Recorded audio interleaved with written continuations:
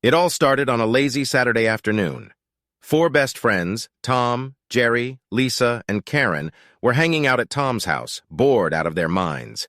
They had spent the entire morning playing video games and binge-watching their favorite TV shows. They needed something new and exciting to do. That's when Jerry found an old book in Tom's basement.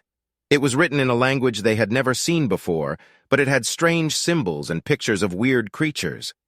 As they flipped through the pages, they found a page that seemed to describe a portal to other dimensions. At first, they were skeptical, but then they noticed a strange glowing light coming from the book. Suddenly, the book opened up and a portal appeared before them. Without a second thought, they jumped in. As soon as they entered the portal, they felt a strange sensation, like their bodies were being stretched and twisted. When they landed, they were in a strange new world, unlike anything they had ever seen before. The sky was purple, the trees were pink, and the air smelled like cotton candy. They looked at each other in amazement, but before they could say anything, they were approached by a group of creatures that looked like giant frogs with wings. The creatures introduced themselves as the Froglings and welcomed them to their world. The Froglings took the friends on a tour of their world, showing them all the wonders and marvels of their land. They met other creatures, including talking trees, sentient clouds, and a group of dancing robots. They even got to try some of the local cuisine, which included rainbow-colored soups and glow-in-the-dark sandwiches.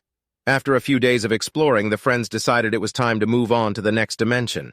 They said their goodbyes to the Froglings and entered the portal once again. This time, they found themselves in a world that was completely underwater. They met mermaids, sea dragons, and even a giant octopus that played the drums. As they traveled from dimension to dimension, they encountered many bizarre creatures and cultures. They even got into some wild adventures, like when they had to escape a dimension that was overrun by zombie chickens, or when they had to help a group of aliens fix their spaceship. Eventually, the friends realized that they had to go back home. They said goodbye to all the friends they had made in the different dimensions and entered the portal for the last time. When they emerged on the other side, they were back in Tom's basement. They looked at each other, trying to process everything that had happened.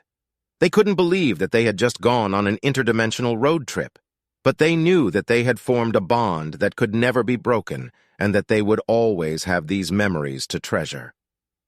As they sat there, trying to come up with a plan for what to do next, Jerry found another old book. The friends looked at each other and grinned. Who knew where this book would take them? The possibilities were endless. That's it for the Interdimensional Road Trip. I hope you had as much fun listening to it as I did creating it. If you liked the story and want to see more content like this, don't forget to hit that subscribe button and turn on notifications so you never miss a new story. And if you enjoyed the story, please give it a thumbs up and leave a comment below. I always love hearing from my audience, and it helps me to create better content for you all. Thanks for tuning in, and I'll see you in the next one.